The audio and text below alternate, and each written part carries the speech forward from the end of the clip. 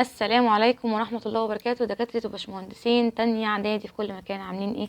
يا رب تكونوا بألف خير. معاكم مس ياسمين، وان شاء الله جايه النهارده احل معاكم المراجعة العامة اللي هي مهمة جدا من كتاب التقييمات، وان شاء الله دي مراجعة نهائية ما يطلعش منها الامتحان بإذن الله. سمي الله، يلا نبدأ. بيقول الايه على البي بتساوي البي على السي بتساوي السي على دي بتساوي 5. طبعا ده تناسب متسلسل. انت عارف ان الايه على البي لما تساوي بي على السي بتساوي سي على دي بتساوي ايه؟ بساويها بكي. كنت انت بتقول ايه؟ كنت انت بتقول يا مس ان السي هتساوي ايه؟ دي كي. طب البي دي، البي هتساوي ايه؟ هتساوي دي كي تربيع. طب الايه هتساوي دي كي اس 3. هنا بدل ما اقول لك كي او ام يعني جايبها لك ايه؟ جايبها لك ب5. طيب يبقى انا لو عايزه الايه دي هتقول لي يا مس ان الايه هتساوي 5 تكعيب دي، صح ولا ايه؟ صح يا مس. طيب 5 تكعيب 125 دي زائد ايه بقى؟ زائد دي على دي. تمام، يبقى انا خدت الايه جبتها بدالة الدي علشان اخلي كل المعادله بدي واحلها عادي. في ناس بقى هتعمل هنا حركه جميله جدا، هتقول لك ايه؟ مس انا يعني عندي دي وهنا عندي دي طيرهم مع بعض. اقول لك حرام عليك، اتق الله. امال هنعمل ايه؟ هنجمع. انا عندي 125 دي زائد دي يبقى 126 دي على مين؟ على تحت دي. هنا بقى الدي تروح مع الدي يتبقى معاك مين؟ 125. سؤال جميل. السؤال اللي بعده بيقول لي ايه؟ انا عايز الميل. انت عارف ان الميل عباره عن ايه؟ واي 1 ناقص واي 2 على اكس 1 ناقص اكس 2، او يعني العكس مش فارق. بس المهم اللي ابدا بيه هنا ابدا بيه هنا. يلا لو انا هبدا من هنا هقول له 7، هقول له 7 ناقص كام؟ 7 ناقص 2 على كام؟ على -3 ناقص كام؟ ناقص -4. 7 ناقص 2 5. -3 ناقص سالب، يعني -3 ناقص -4، السالب جنب سالب يتحول موجب، يبقى -3 و4 يديني -1. تمام، يدي موجب 1. تمام، يبقى 5 على كام؟ 5 على 1 اللي هي ال5. السؤال اللي بعده هنا بيقول لي ده زوجين مرتبين متساويين، يبقى المسقط الأول بيساوي الأول وكذلك التاني هيساوي التاني. يعني هتقول لي ان ايه زائد 1 هتساوي 5. اهي ايه زائد 1 بتساوي 5. يعني الايه بكام يا باشمهندس؟ هتقول لو ادي الواحد الناحية التانية يعني الايه ب4. حلو. طيب نفس الكلام الناحية التانية. هتقول لي يا مس البي ناقص 3 بتساوي ايه؟ البي ناقص 3 هتساوي 6. اودي 3 الناحية التانية بعكس الإشارة تبقى بي بتساوي كام؟ 6 يجيلها 3 بالموجب بي تبقى 9. هو عايز ايه؟ بي زائد ايه؟ البي ب4 اللي ب9 على 4 و9 كام؟ 13. السؤال اللي بعده الوسط المتناسب كان ليه قانون عبارة عن ايه؟ موجب وسالب، اوعى تنساه جذر الأول في الأخير. طب الأول كام؟ أو الأول في التالت، يعني 3 في كام؟ 48. نشوفها بالآلة الحاسبة. جذر 3 في كام؟ 48 يطلع معايا 12، يبقى موجب وسالب كام؟ 12. السؤال اللي بعده مساحة الدائرة التي طول نص قطرها 3. انت عارف ان نص القطر عندك ايه؟ اللي هو ار. مساحة الدايرة باي ار تربيع، صح؟ طيب هو قالك الاختيارات كلها بدالة الباي، فسيب الباي زي ما هي ما تعوضش بقى بحاجة. الار بقى عندك بكام؟ هتقولي 3 تربيع ب9، يبقى 9 باي سنتيمتر مربع. ما تقولش سنتيمتر، دي مساحة، سنتيمتر مربع. ماشي. المساحة الجانبية للمنشور احنا عارفين ان المساحة الجانبية بتساوي ايه؟ اهو المساحة الجانبية بتساوي محيط القاعدة في مين؟ في الارتفاع. تاني المساحة الجانبية بتساوي محيط القاعدة في الارتفاع. طيب لو قلت لك الحجم هتقول لي بيساوي ايه؟ بيساوي مساحة القاعدة في الارتفاع. ركز، يبقى حجم مساحة القاعدة في الارتفاع، مساحة جانبية محيط القاعدة في الارتفاع. طيب ده ايه؟ ده مثلث. محيط المثلث مجموع اطوال اضلاع، يبقى محيطه كام وكام وكام؟ 3 و4 و5. اقول له 3 زائد 4 زائد 5 في كام بقى؟ في الارتفاع اللي هو عندك 10. 5 و4 9، 9 و3 12، 12 في 10 ب120 سنتيمتر. اهي اختيار ألف. ماشي. السؤال اللي بعده إذا كان الفريق الإعلامي للمدرسة مكون من 24 عضو، 6 منهم معلمين و8 طالبات و10 طلاب، واختير أحد أعضاء الفريق عشوائيا، تمام، لإلقاء كلمة. طيب فما احتمال أن يكون اللي اختير ده طالب أو معلمة؟ طيب ركز كده معايا. احتمال عبارة عن ايه؟ الاحتمال عبارة عن جزء على الكل. الاحتمال اللي انت عايزه هو كلهم كام؟ احنا عارفين كلهم ب24. انت عايز مين بقى؟ الطلاب او معلمين. طب المعلمين ب6، والطلاب بكام؟ ب10. يبقى 16. ما هي 6 و10. 16 على ال24 فيها الكام؟ 16 على 24 فيها 2/3 تلتين. اختيار ب. ماشي. سؤال 8. إذا كان ميل المستقيمين المار مدين الميل جاهز يساوي 6. لسه قايلين فوق الميل فرق الإكسات على فرق الوايات. العكس قصدي، فرق الوايات على فرق الإكسات. طيب يلا هتقول له ايه انت؟ قول له كي ناقص 2 بيساوي ايه؟ 4 - 3 بتساوي مين بقى؟ الميل بكام؟ ب6. حلها معادلة. 4 - 3 1. يبقى كي ناقص 2 بتساوي 6. ودي الاتنين الناحية التانية بعكس الإشارة، تبقى كي هتساوي كام؟ 6 يجيلها 2 يبقى كام؟ 8. اختيار ج. ماشي. سؤال 9. بيقول لي من أساليب جمع البيانات. طبعا احنا عارفين أساليب جمع أساليب الجمع الحصر الشامل أو العينات. طب المصادر، عندي مصادر أولية ومصادر ثانوية. طيب بيقول لي إذا كان A على B بتساوي B على C بتساوي 2 فأي مما يأتي صحيح. هل ال A بتساوي 2C؟ ال A بتساوي 2C؟ انت قول لي اكيد لا يا مس، ده ال B هي اللي ب2C. طيب هل ال A ب4C؟ هتقول لي صح، مش انت عارف ان ال B بتساوي 2C؟ طب يبقى ال A بتساوي 2 تربيع في C. 2 تربيع ب4 يبقى ايه؟ اختيار ب هو اللي صحيح. طيب سؤال 11 بيقول لي ايه؟ ال A على ال B، ال A على ال5 بتساوي B على ال3. هو عايز ال A ناقص B في A زائد B. سؤال جميل. هو عمل ايه؟ هو اول مره طرح المقدمات وتاني مره طرح التوالي. جمع، اول مره طرح وتاني مره جمع. طيب بص معايا كده هعمل ايه.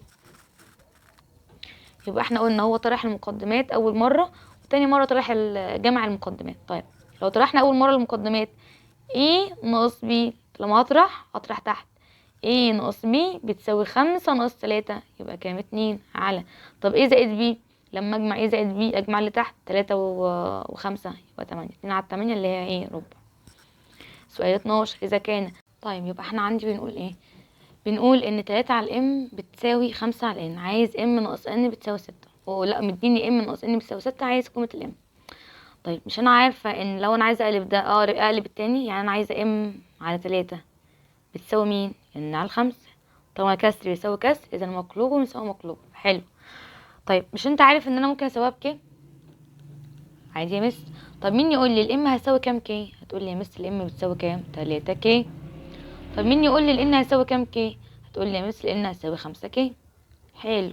انت عشان تجيب الام محتاج الكي. هل انت معاك الكي؟ لا. بس طب اجيبها ازاي؟ طيب من العلاقه اللي عندك دي بيقول لي الام ناقص الان ب6. طيب ما انت عندك الام ناقص الان ب6. طب ما انت عندك الام بكام؟ 3 كي ناقص الان بكام؟ 5 كي. اساويها بال6 واجيب منها كي. حل معادله واجيب منها كي. طيب 3 ناقص 5. طيب 3 ناقص 5 سالب 2 كي هتساوي 6. اقسم على سالب 2 على سالب 2. اذا كي هتساوي كام؟ سالب 3. كيف سالب 3؟ انت عايز الام تبقى 3 في 3 ب9 وانت عندك ايه؟ عندك السالب. نكمل. السؤال اللي بعده. السؤال اللي بعده بيقول ايه؟ اي الأعداد الآتية متناسبة. طبعا ده تناسب متسلسل علشان هما 3 كميات بس. طيب احلها ازاي دي؟ بدل ما اروح اجرب واعمل، انا اسهل حاجه عندي لو انا لقيت الحد اللي، مش انت عارف قانون بيقول الحد الاوسط بيساوي الجذر الاول في الاخير. هل الست عباره عن جذر 2 في 4؟ 2 في 4 ب8، جذرها كام؟ عمرها ما تبقى 6. حلو. تعالى على دي. هل الخمسة عباره عن جذر 8 في 3؟ 3 في 8 ب24، جذر ال24 لا ما تنفعش برضه. تعالى على اللي بعدها. هقول له 3، هقول له هي دي جذر 27 في كام؟ في 3 تطلع معايا ب9. ايه دي؟ 27 تمام.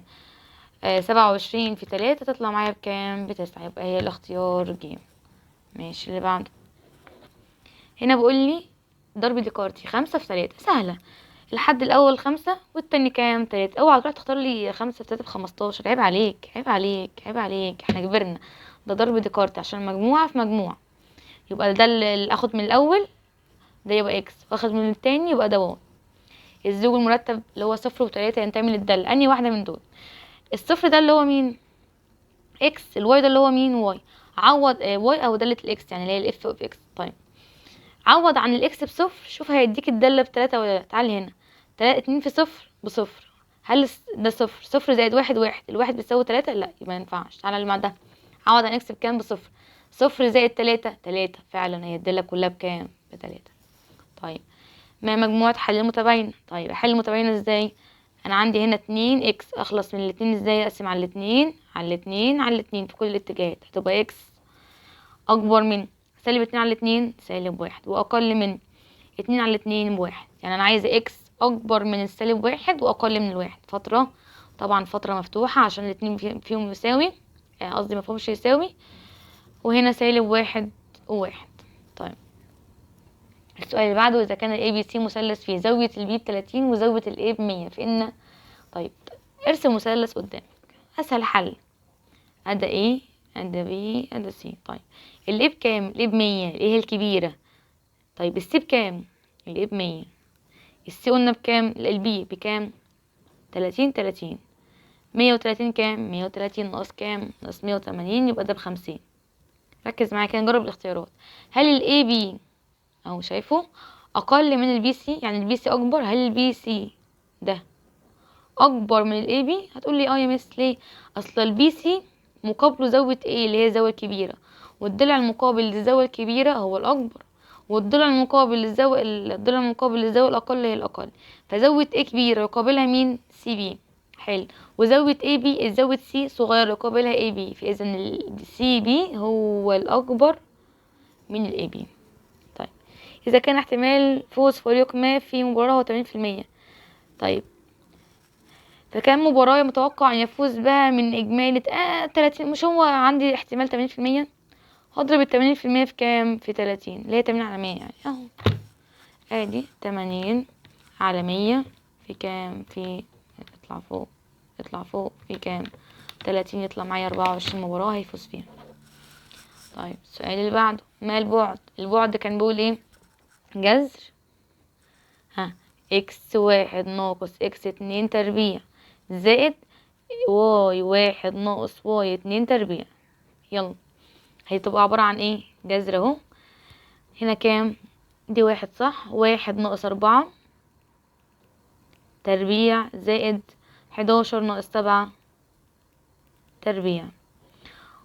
واحد ناقص اربعة 3 تربيع ب9 زائد هنا كام؟ 11 ناقص 7 11 ناقص 7 4 تربيع ب16. طيب 9 و16 25، جذر 25 كام؟ 5. بالآلة دخل كل ده بالآلة يطلع لك معاك 5. الميل، عايز الميل حليناها قبل كده. واي واحد ناقص واي اتنين على اكس واحد ناقص اتنين، سهلة اهي. 2 ناقص ايه؟ 2 ناقص 2 من غير ما تكمل.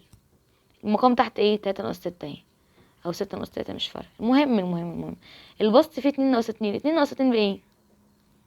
صفر. صفر على اي حاجة، هل بصفر ولا غير معرف؟ ركز. لو الصفر في البسط يبقى الدالة كلها او الكسر اللي عندي كله بصفر. طب لو الصفر كان في المقام يبقى تطلع معايا الميل غير ايه؟ غير معرف. ركز، لو الصفر في البسط يبقى الدالة كلها بصفر، او الكسر قصدي كله بصفر. لو صفرك في المقام يبقى كلها غير معرفة. ندخل بقى في الاسئلة الجميلة. بيقول لي اذا كان زاوية 2 اكبر من زاوية 3، يعني 2 دي اهي اكبر من 3، ماشي، وبعدين فهي مما ياتي صحيح. عايز ترتيب، هل هتبقى زاوية واحد، فين واحد دي، اكبر من زاوية 2 اكبر من زاوية 3؟ مش معنى كده. يا مس انتي واحد دي زاوية خارجة عن المثلث كله اصلا، فاكيد الزاوية الخارجة عبارة عن مجموع الزاويتين الداخلتين، فاكيد واحد اكبر من 2 لوحدها واكبر من 3، يبقى واحد اكبر من 2 و3 فعلا، اكبر واحدة هي واحد. طيب مين كبيرة، 2 ولا 3؟ هتقولي 2 وبعدها اصغر واحدة مين؟ 3، يبقى واحد وبعد كده 2 وبعد كده 3. طيب نكمل. واللي اذا كان الاكس ب3، الان اوف اكس ب3 وان اكس في واي ب12، اكس ضرب واي. حلو، ده ضرب كارتي. ان كان والله اكس ضرب واي، انا عارف ان هو عبارة عن اكس في واي. طب ما عدد عناصر الاكس بكام؟ ب3، يبقى عدد عناصر الواي بكام؟ ما هم كلهم ب12. 3 في كام؟ ب12. 3 في 4، يبقى الواي ركز عناصرها 4، الان اوف واي. انت عايز الواي ولا واي تربيع؟ واي تربيع، ربع 4 تربيع 16. طيب اذا كان، طيب الاف عايز الاف اكس ب3، تمام. طيب الاف اكس ب3 دي داله ايه؟ داله ثابته، يعني مهما تحط لي تطلع الداله ب3. هو عايز ايه؟ هو عايز 3 داله السبعه. في ناس هتتذاكى هنا تقول لك يا مس داله السبعه ب7 3 في 7 ب21. الله الله، ركز. هو الراجل بيقول لي ان دي دالة ثابتة، يعني دالة السبعة برضو ب3 لانها دالة ثابتة. حلو، هو عايز دالة السبعة، لا ده عايز 3 في دالة السبعة. طب ما قلنا دالة السبعة ب3، هو انا عايز 3 في 3 بكام؟ ب9. السؤال اللي بعده، الواي ب2 و8 والاكس ب1 و3، عايز الواحد وواحد ينتمي لمين؟ طبعا الواحد في اكس والواحد التاني برضو في اكس، فعبارة عن اكس في اكس اللي هي اكس تربيع. يبقى انا الواحد مش موجود غير في اكس، الواحد التاني برضو في اكس، يبقى انا بعمل علاقة من اكس لاكس، يبقى اكس تربيع. السؤال اللي بعده، السؤال اللي بعده بيقول لي ايه؟ الايه على بي بتساوي بي على سي بتساوي سي على دي بتساوي 5. عايز الايه زائد بي زائد سي على بي زائد سي زائد دي. سؤال جميل محتاج تركيز. طيب هو عمل ايه؟ اللهم صل بسم الله الرحمن الرحيم كده، وسلم هو جمع على مقدمات. نبينا تمام، محمد. دي اللي هو مقدمات جمع المقدمات، الايه زائد بي زائد سي، وجمع التوالي بي زائد سي زائد دي. مش انا لو جمعت المقدمات وجمعت التوالي يساوي احدى النسب، يعني هتساوي ايه؟ يا اما ايه على البي، يا اما بي على سي، يا اما سي على دي، يا اما مين؟ يا اما 5. سؤال جميل. انا عارفه ان الخاصيه الاخيره بتقولي ان مجموع المقدمات على مجموع التوالي بتساوي احدى النسب.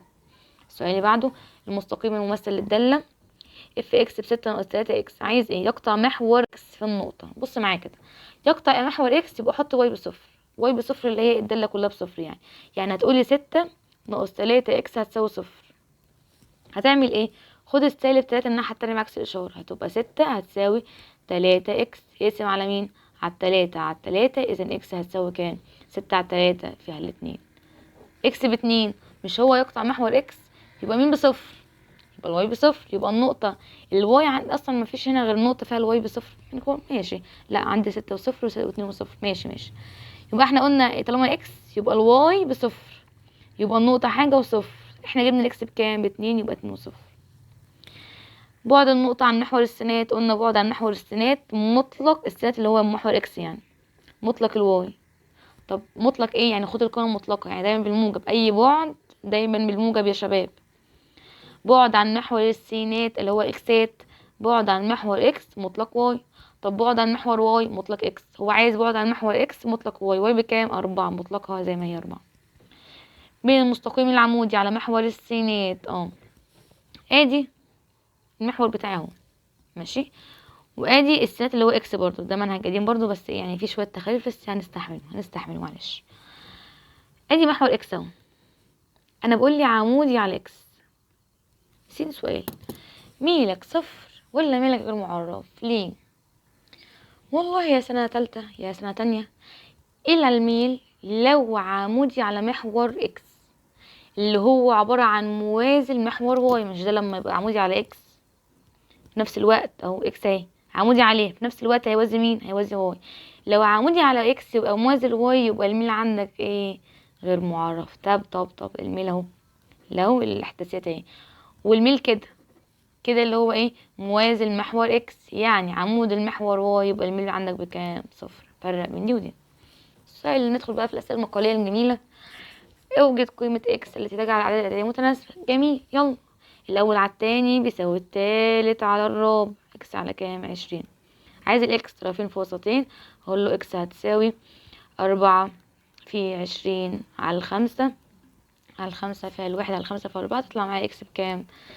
ب16. سؤال جميل اللي بعده.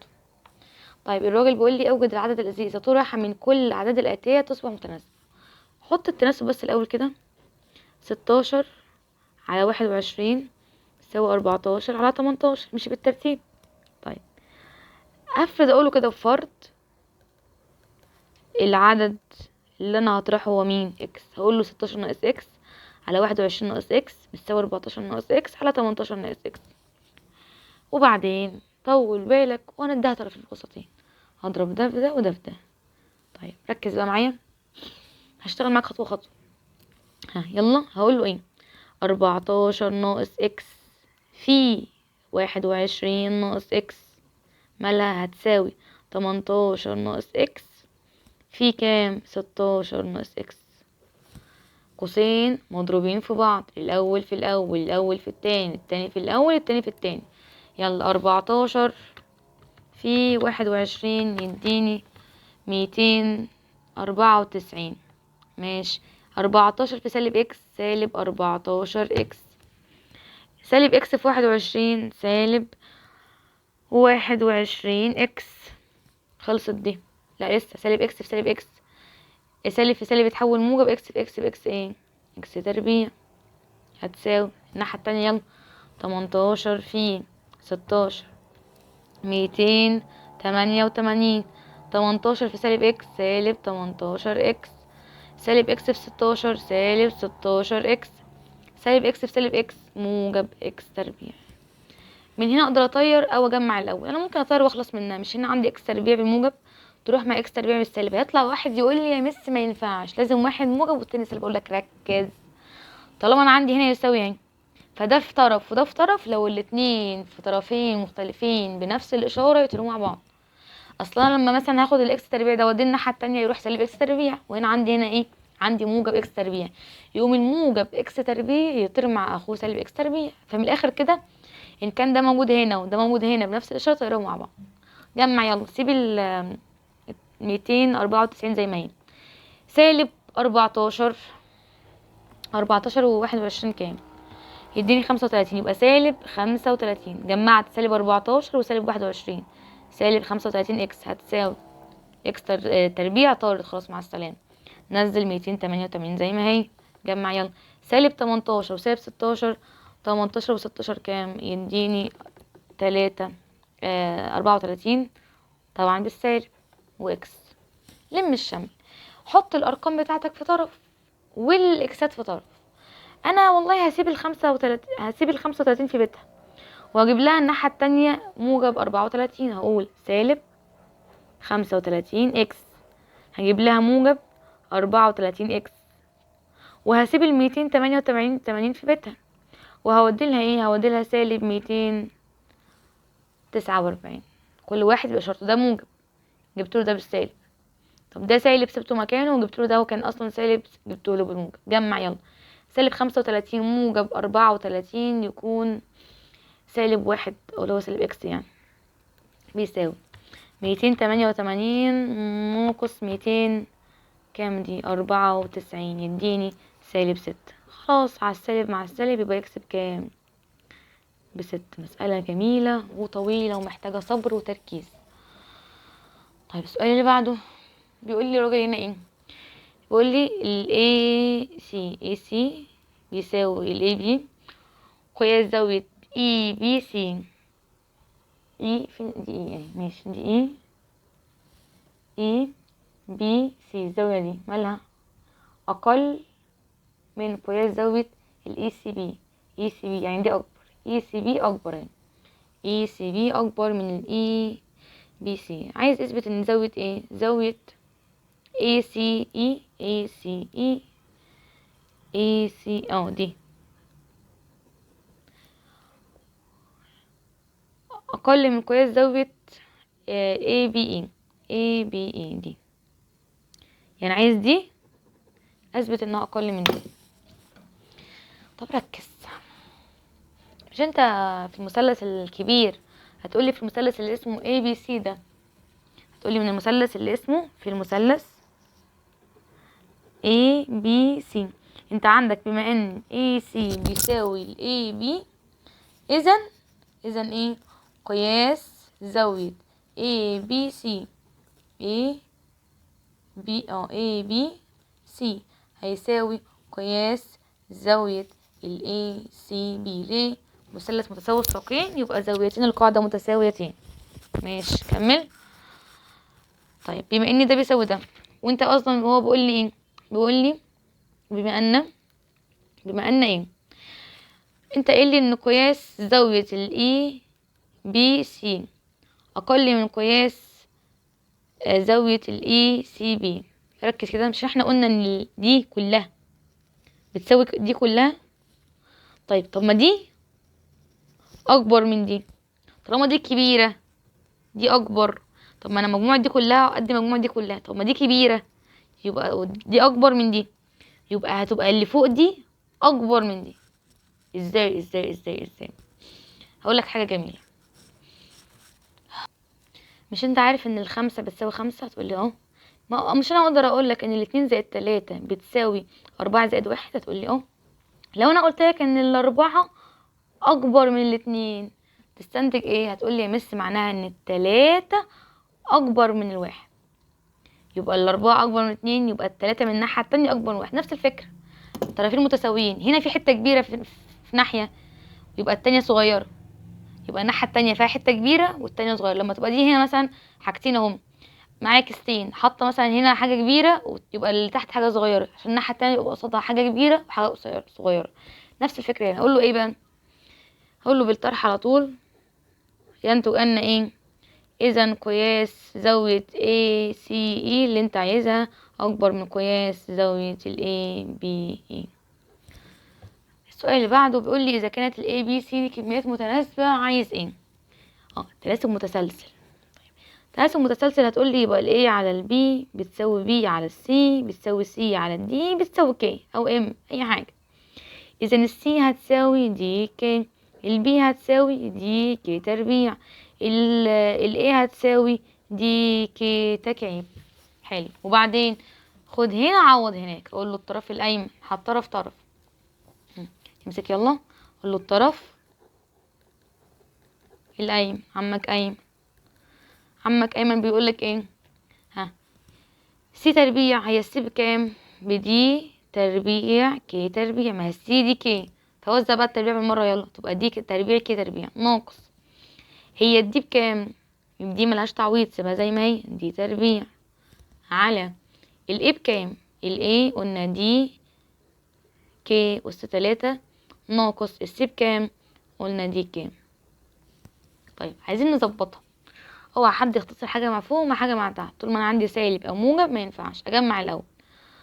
هنا اقدر اخد مين مشترك؟ دي تربيع مشترك، هيتبقى معاك ايه؟ كي تربيع ناقص 1. طب وبعدين تقوم دي تروح مع دي والتربيع تروح مع الدي، يتبقى معايا ايه؟ الدي على الكي. طيب هات يلا الطرف الايسر، عمك ايسر. البي دي على ايه؟ هي البي بكام؟ البي بدي كي تربيع في الدي بكام؟ الدي بدي، اقول له في دي على الايه بكام؟ الايه بدي كي اس 3. طيب مش دي بدي دي تربيع والكي تربيع سيبها زي ما هي على ايه؟ دي وكي اس 3. طيب يلا التربيع تروح مع الدي، الكي تربيع كلها تروح مع الايه؟ مع الكي تكعيب، يتبقى من تحت كي، يبقى هنا فوق دي وتحت كي، اذا دي بيساوي دي، اذا الطرفان متساويان. وشكرا. نكمل. بصراحة يعني كتاب التقييمات جايب أسئلة جميلة جدا ودسمة جدا، يعني ما تفوتوهاش، ركزوا فيها. طيب بسم الله نكمل. إذا كانت الكميات A B C دي كميات متناسبة في نفس الفكرة، يلا هتقول لي ايه؟ A، خلي بالك هنا متناسبة مش تناسب متسلسل، يبقى A على B بتساوي C على D هتساوي K أو M، يبقى C هتساوي DM، A هتساوي BM، يبقى C بتساوي DM. طب الايه هتساوي ايه؟ بي ام. خلاص يلا حط الطرف الايمن والطرف الايسر. عمك ايمن بيقول ايه؟ سي، السي بكام؟ دي ام زائد الدي ملهاش تعويض، سايبها زي ما هي على مين؟ على الدي. عدل، اوعى تطير، جمع البسط يلا. دي ودي هتبقى 2 دي، لا ايه ده ثانيه واحده. هناخد دي مشترك، ثانيه واحده، سوري. ناخد دي مشترك، هيتبقى معاك ايه؟ ام زائد 1 على مين؟ على الدي، تقوم الدي تروح مع الدي يتبقى معاك ايه؟ ام زائد 1. طب الناحية التانية الايه بكام؟ الايه بالبي ام زائد البي على البي، نفس الفكرة، تاخد ايه؟ هتاخد البي فوق مشترك يتبقى معاك ام زائد 1، وتحت معاك ايه؟ البي تروح مع البي يتبقى معاك ايه؟ ام زائد 1، اذا الطرفان متساويين. طيب نكمل. اوجد مساحة الدايرة. سهل، مساحة الدايرة باي ار تربيع. طب المحيط 2 باي ار.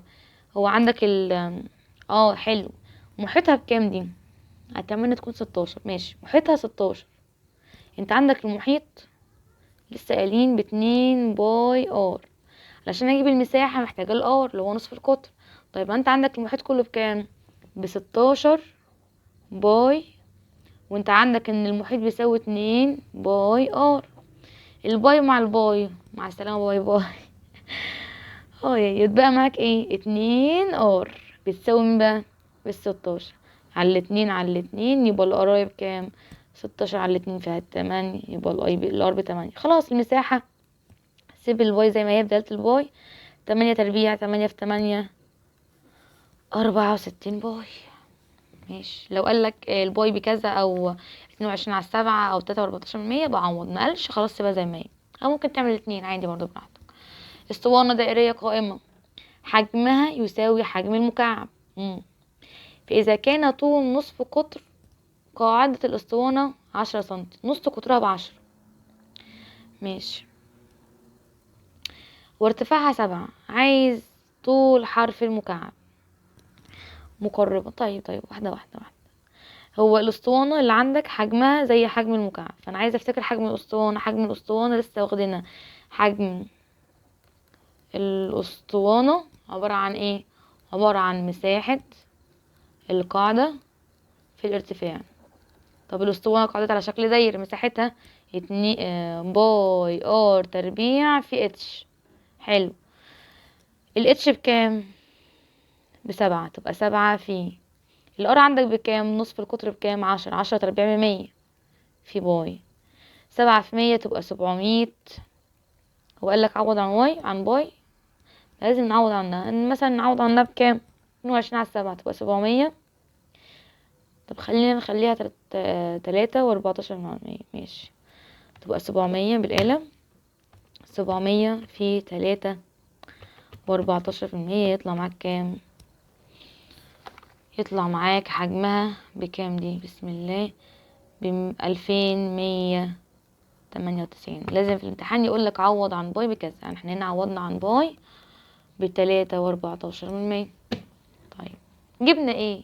جبنا حجم الاسطوانة. الراجل بيقول لي حجم الاسطوانة بيساوي حجم المكعب. سؤال، هو حجم المكعب كان بيساوي ايه؟ مين فاكر حجم المكعب كان بيساوي؟ طيب يبقى احنا قلنا حجم المكعب ايه؟ حجم المكعب اس تكعيب. طيب يبقى انا عندي الحجم بتساوي اس تكعيب. طب ما الحجم انا طلعته بكام؟ 700. لا ماشي 700. ممكن اخد الجذر على فكرة. ماشي 700 باي، او اللي هي 2198. انا بقى عايزة الاس اللي هو طول الضلع. هقول الجذر التكعيبي الرقم اللي انا جبته يطلع معايا ب13. 13 يطلع معايا الاس بكام؟ طول الضلع بكام؟ 13 سنتيمتر. هو قال لي قرب لأقرب جزء من 10. تمام، هو اصلا صفرين ف13. ماشي. اثبت ان النقاط تقع على استقامة واحدة. عشان اثبت ان النقاط اللي عندي تقع على استقامة واحدة، عندي طريقتين، يا اما بالبعد يا اما الميل اللي انت عايز تشتغل بيه. الميل بيبقى خفيف كده وسهل، خلينا في الميل. يلا هنجيب ميل الاي بي وميل البي سي. ميل الاي بي وميل البي سي لو طلعوا زي بعض يبقى الاتنين، التلات نقاط تقع على استقامة واحدة. لو مش زي بعض يبقى ليست على استقامة واحدة. طب لو انا هجيب ميل، بجيب ميل الاتنين بس، الاي بي والبي سي، تكون البي مشتركة. طب لو هجيب البعد، لا بجيب البعد بتاع الاي بي والبي سي والسي اي، وفي الاخر بلاقي ان انا عندي واحد كبير قد مجموع الاتنين التانيين. اما الميل بيساوي الميل هنا عادي. طيب الميل فرق الاكسات على الفرق الوايات على فرق الاكسات. طيب 6 ناقص 2، 6 ناقص 2 على 1 ناقص كام؟ 1 ناقص 5. يطلع معايا 6 ناقص 2 4 على 1 ناقص 5 -4، يطلع معايا الميل هنا بسالب 1. طيب البي سي اهي تبقى 6 دي كام؟ 10. 10 ناقص 6 10 ناقص 6 على -3 ناقص 3 -3 ناقص دي 1. طيب 10 ناقص 6 4 على -3 وسالب 1 -4. نفس الكلام يطلع معايا بسالب كام؟ 1. إذا ال A وال B وال C على استقامة واحد. طالما الميل بيساوي البي، إذا التلاتة على استقامة واحد. مستشفى بيها 100 طبيب و200 ممرضة إذا أخدت عينة طبقية حجمها كام؟ 60. طيب فيها كل طبقة عايز أحسب حجم الطبقة في العينة. عشان احسب حجم الطبقة في عينة باخد جزء على كل في العينة. تاني، جزء على كل في العينة. عايز احسب عدد الممرضات، هو ايه؟ هو الممرضات وعدد الاطباء في العينة. الممرضات خد جزء على كل في العينة، هو جزء كام؟ 200. هما كلهم كام؟ هنا 200 ممرض و10 دكتور، يبقى 300. العينة حجمها كام؟ 60. تبقى 2/3 في 60. 2/3 في 60 تطلع معاكي ب40. تطلع عدد الممرضات 40. طب الأطباء جزء، هما كلهم كام؟ 100. طب الأطباء والممرضات كلهم كام؟ 300 على كام؟ على 60، يعني تلت 60 ب20. لازم أصلا 20 وال40 يديني حجم العينة كلها اللي هي 60. طيب بيقول لي إذا كان بي وسط متناسب بين ال A وال C. وسط متناسب يعني ال A على ال B بتساوي B على ال C بتساوي ال K أو اللي انت عايزه أو ال M. لما يقول لي وسط متناسب يبقى ده تناسب متسلسل ب3 أرقام بس، أو ب3 يعني رموز. طيب 3 نسب. هتقول لي البي هتساوي ايه؟ هتقول لي يا مس البي بتساوي سي كي. طب الايه؟ هتساوي سي كي تربيع. عوض يلا على الطرف الايمن والطرف الايسر، وفي الاخر لازم يطلعوا بيساوي بعض. يلا عمك ايمن بيقول لك ايه؟ الايه بكام؟ سي كي تربيع ناقص البي بكام؟ سي كي. تبقى البي 2 في سي كي عشان هو قبلها هنا 2. طب السي سيبها زي ما هي بدالة السي زائد سي على ايه؟ الايه بكام؟ سي كي تكعيب ناقص البي سي كي. خد فوق مشترك وتحت مشترك. هنا عندك سي كي سي كي سي، يبقى خد مين مشترك؟ سي. اوعى تاخد الكي سي بس. يتبقى معاك ايه؟ كي تربيع ناقص 2 كي ناقص كام؟ او زائد كام؟ زائد 1 على مين؟ عندك سي وعندك كي، خد السي كي مشترك. يتبقى معاك هنا ايه؟ السي مع السي مع السلامة. يتبقى معاك ايه؟ كي تربيع ناقص 1. مسألة محتاجة صبر. ليه؟ عشان هتتحلل. ثانية واحدة اجيب لك ورقة بس كده نشتغل فيها.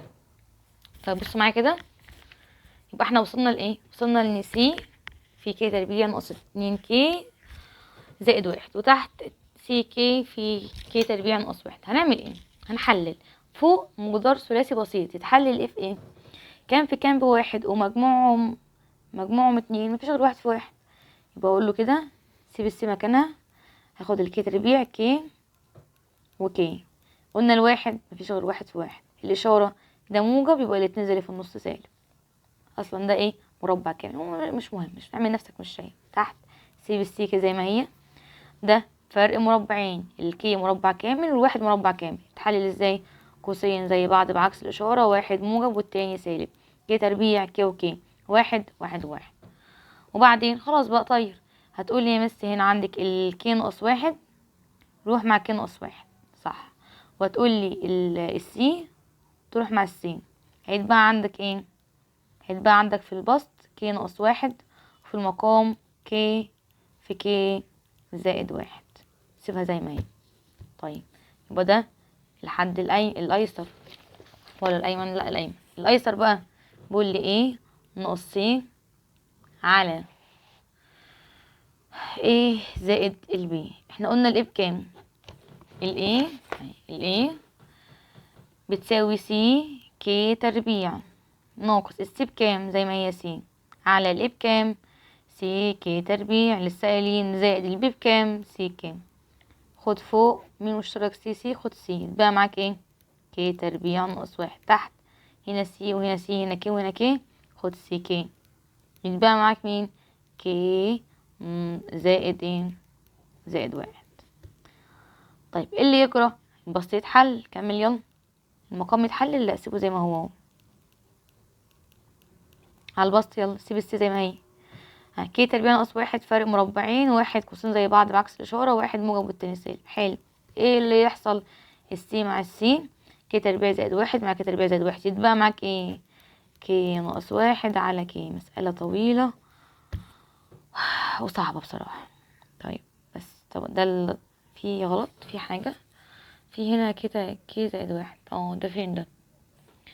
ثانية واحدة، في هنا حاجة احنا تهنا عنها. طيب احنا اكتشفنا الخطأ كان فين. الخطأ كان ان احنا هنا كتبناها تكعيب، هي سي كي الاي بسي كي تربيع، فدي تربيع عامة. فلما اخد كي مشترك بقى معايا كي ناقص واحد، فدي كي ناقص واحد على طول مش هتتحل، بس كده مفيش ده اصلا، ده اصلا مش موجود. بس يبقى المقدار ايه؟ كي ناقص واحد على كي. نعتذر على هذا الخطأ، بدل ما كتبنا تكعيب تربيع كتبنا تكعيب، مفيش مشكلة، ادينا اكتشفنا الخطأ. نكمل. الراجل بيقول لي هنا اثبت ان النقاط هي رؤوس مثلث قائم. علشان اثبت ان رؤوس مثلث قائم محتاجه اجيب 3 حاجات، البعد والبعد والبعد. هلاقي ان ايه؟ هلاقي ان 1 تربيع بيساوي مجموع ده تربيع زائد ده تربيع. هات البعد يلا، ولا يلا هات الاي بي، البي سي، وايه تاني، والاي سي. يلا الاي بي فين؟ الاي بي اهو. يلا 4، خليك امشي بالترتيب احسن. 7 ناقص 4 تربيع زائد 2 ناقص 2 تربيع.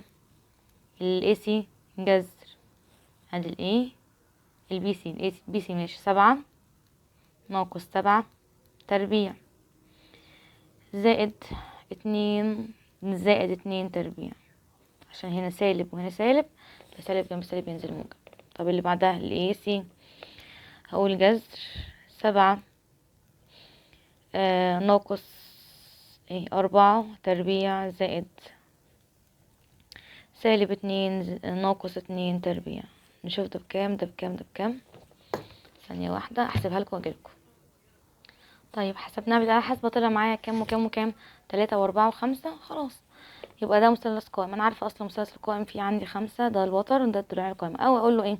اقول له بما ان في الميل الكبير الاي سي ربعه تربيع هيبقى 25 بيساوي، يلا ربع 2 التانيين، الاي بي ربعها زائد البي سي. الاي بي 3 تربيع ب9 زائد 4 تربيع بكام؟ 16. اذا ده مثلث، اذا المثلث اسمه اي بي سي مثلث قائم. عايز محيطه، محيطه مجموعة طول أضلاع، يبقى المحيط هيساوي 3 زائد 4 زائد 5 يطلع معاك بكام؟ ب12 سنتيمتر.